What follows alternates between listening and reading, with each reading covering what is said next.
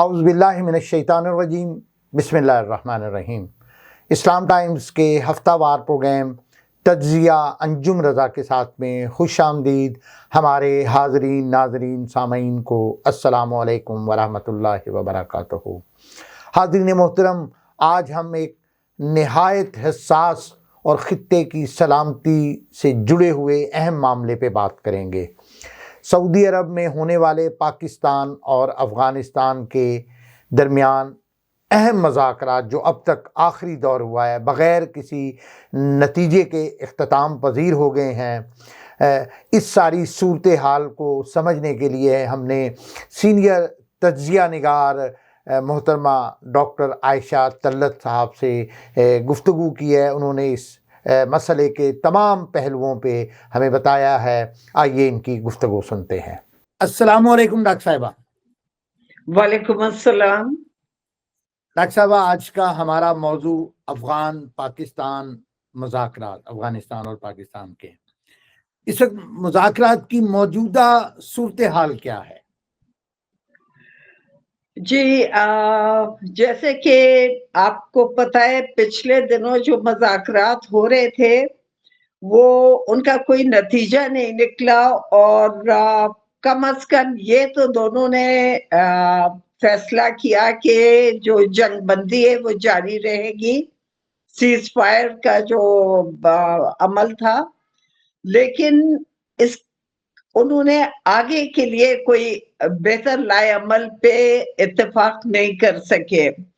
मेरा ख्याल है इसकी मेन वजह ये कि दोनों तरफ एक दूसरे में कॉन्फिडेंस का फुकदान है।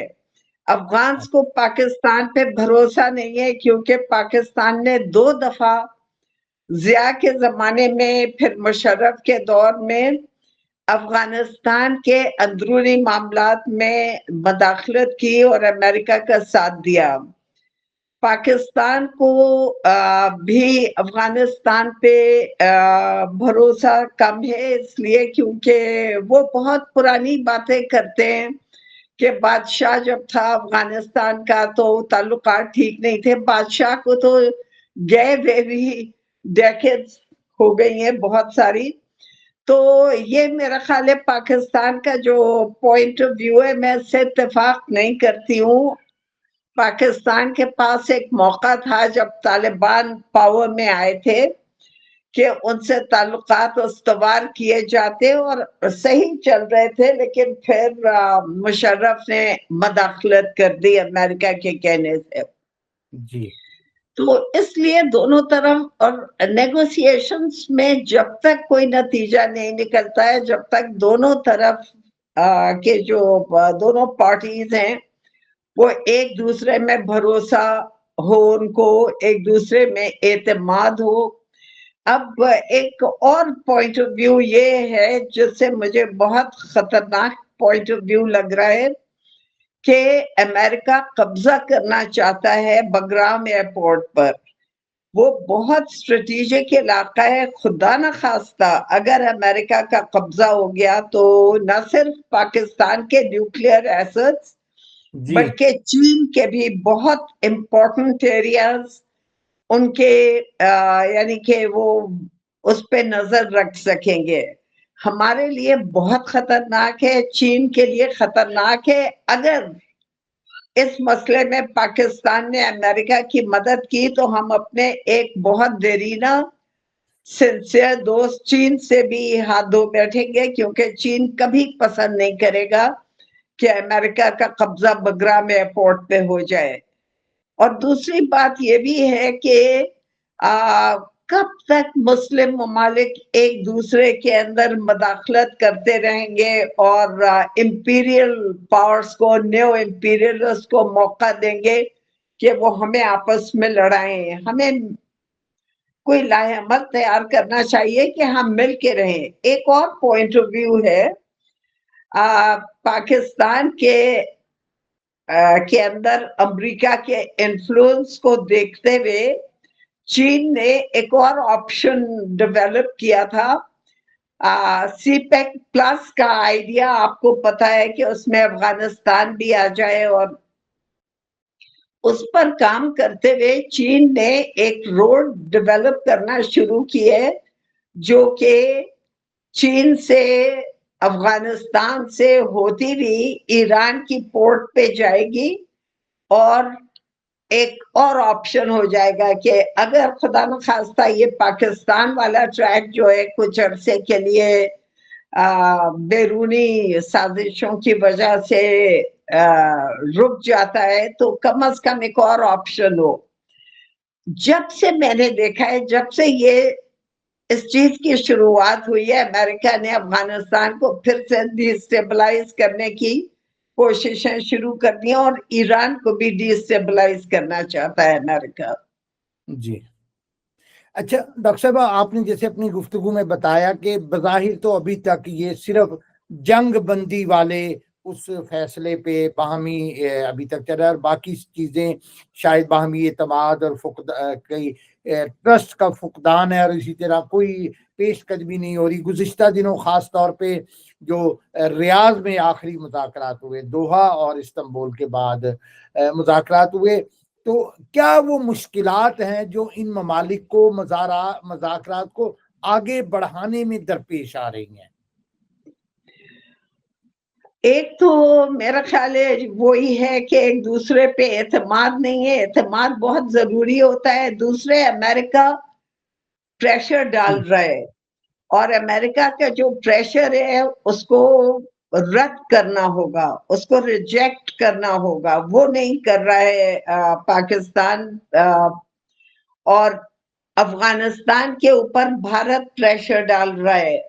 भारत को मौका मिल गया है। ये भी पाकिस्तान की एक तरह से पॉलिसी की नाकामी है कि उन्हें मौका मिल गया है। देखिए, अमेरिका ने पाकिस्तान से कहा, जब वो मार खा के निकल रहे थे, तो उन्होंने कहा था पाकिस्तान से कि रिकॉग्नाइज मत करना अफगानिस्तान की हुकूमत को।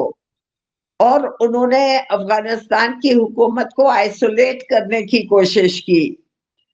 पाकिस्तान ने भी रिकॉग्नाइज नहीं किया। और मुझे थोड़ा सा ये भी कहना होगा कि चीन और रूस को भी चाहिए था कि वो ज्यादा प्रोएक्टिव पॉलिसी इख्तियार करते और अफगानिस्तान को आइसोलेट ना होने देते।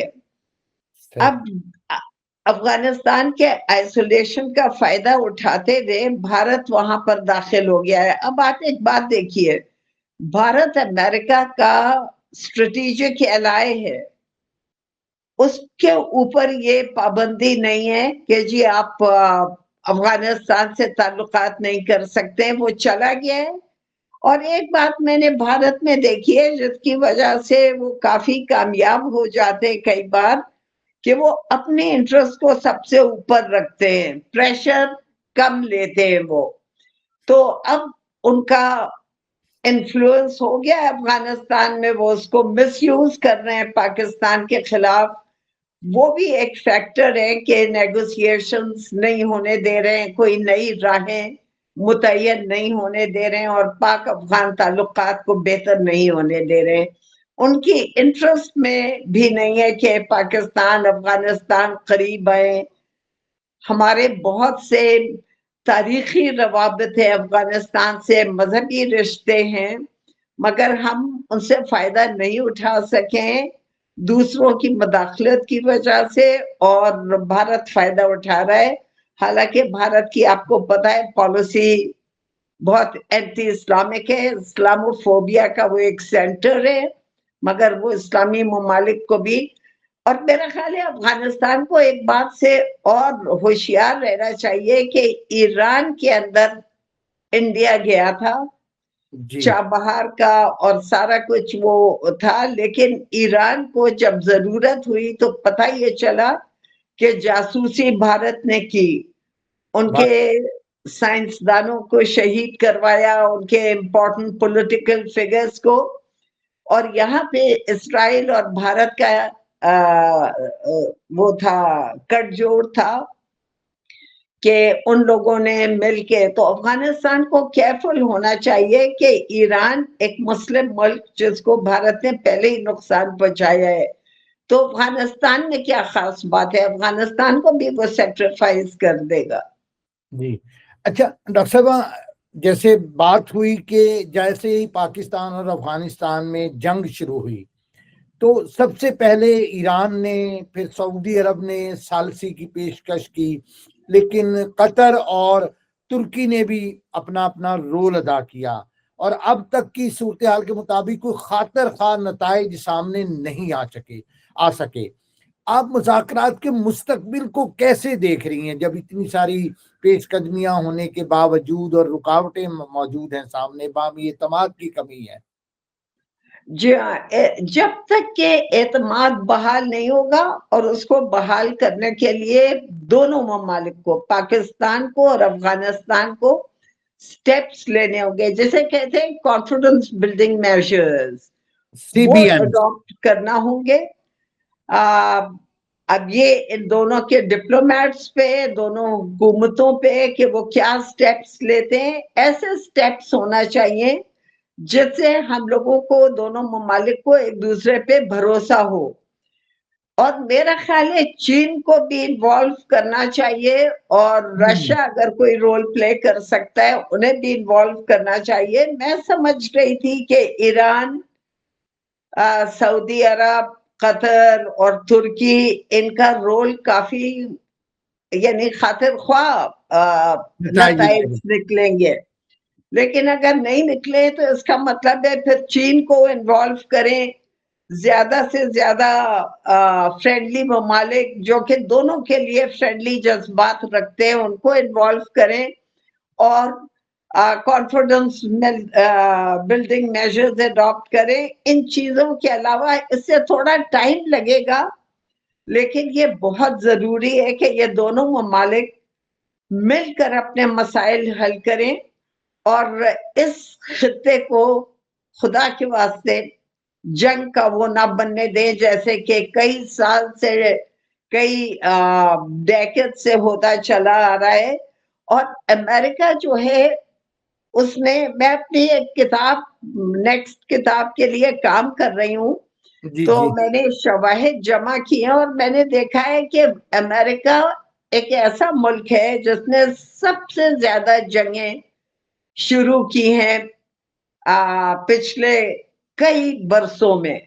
जी। और ममालिक का भी आप कह सकते हैं कि किसने कितने किए हैं, लेकिन अमेरिका ने सबसे ज़्यादा किए हैं। उनकी इकोनॉमी डिपेंड करती है जंग के ऊपर, इंडस्ट्रियल मिलिट्री कॉम्प्लेक्स जो उनका है।